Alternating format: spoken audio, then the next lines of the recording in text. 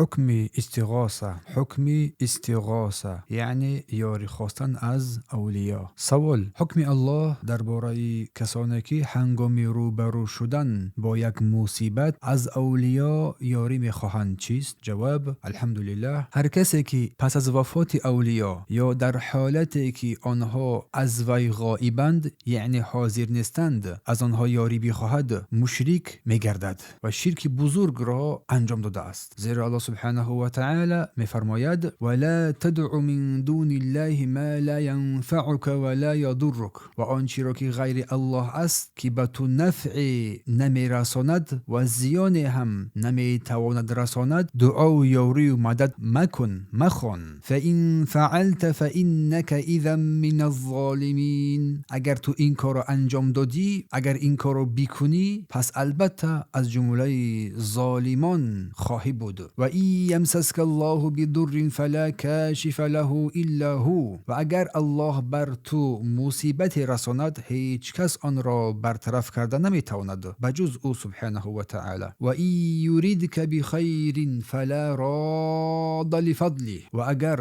برایت خیر بخواهد هیچ کس نمیتواند فضل او را باز دارد. یصیب به من یشاء من عباده، آن را به هر کسی از بندگانش خواهد میرساند. و هو الغفور الرحیم، و او آمرزنده و مهربان است. سوره یونس آیات 106-107. و توفیق از جانب الله سبحانه و تعالی است. و درود و سلام بر پیامبر ما محمد صلی الله علیه و سلم، بر اهل بیت و یارانش باد. فتاوی لجنه دائمی بحوث العلمی و افتاء، مجلد اول، صحیفه 87.